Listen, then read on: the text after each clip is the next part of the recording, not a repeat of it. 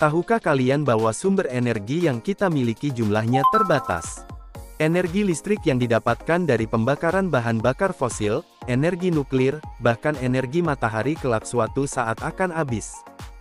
Dan ketika kita tidak memiliki sumber energi lagi, maka kehidupan di muka bumi akan lenyap. Energi terbarukan. Pada materi sebelumnya, kita sudah mengenal tentang energi fosil yang ternyata dapat habis.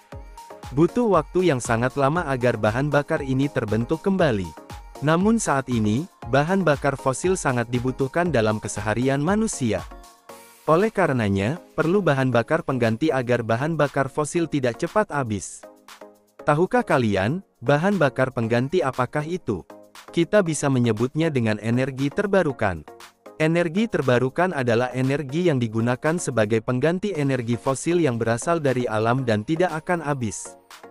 Karena berasal dari alam, penggunaan dari energi terbarukan ramah lingkungan. Oleh karena itu, banyak negara yang membangun pembangkit listrik menggunakan sumber energi ini. Kelebihan lain dari energi ini, yaitu gratis.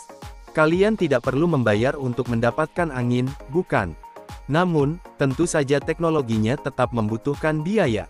Jika dimanfaatkan dengan maksimal, energi terbarukan dapat mengganti ketergantungan kita dari energi fosil. Contohnya, Denmark yang dapat memanfaatkan potensi angin di daerahnya dengan maksimal. Pada tahun 2015, negara ini dilaporkan berhasil memproduksi 40% listriknya dari tenaga angin. Indonesia juga sudah mulai memanfaatkan potensi angin dengan mendirikan pembangkit listrik tenaga Bayu (PLTB) yang pertama di daerah Simas, Kabupaten Bantul, Yogyakarta. Dan selanjutnya, Indonesia membangun pembangkit listrik bertenaga angin dengan kapasitas yang lebih besar di daerah Sidrap, Sulawesi. Namun sayangnya, tidak semua daerah bisa memiliki PLTB dikarenakan bergantung pada angin di daerah tersebut. Pemanfaatan energi terbarukan sangat bergantung pada kondisi alam suatu wilayah. Selain angin, terdapat beberapa sumber energi terbarukan yang dapat dimanfaatkan menjadi energi listrik, di antaranya sumber energi terbarukan dan pemanfaatan. Sinar matahari merupakan sumber energi cahaya terbesar di dunia dan dapat dijadikan sumber listrik dengan bantuan alat panel surya. Air dapat dimanfaatkan sebagai sumber listrik dengan memasangkan kincir pada air yang berarus deras sehingga dapat memutarkan generator yang menghasilkan arus listrik. Biogas dihasilkan dari limbah rumah tangga, kotoran manusia, kotoran hewan, dan limbah organik lainnya. Biogas dapat menjadi pengganti gas LPG. Energi panas yang dihasilkan dari biogas juga dapat menghasilkan arus listrik dengan bantuan generator. Biodiesel berasal dari limbah tumbuhan.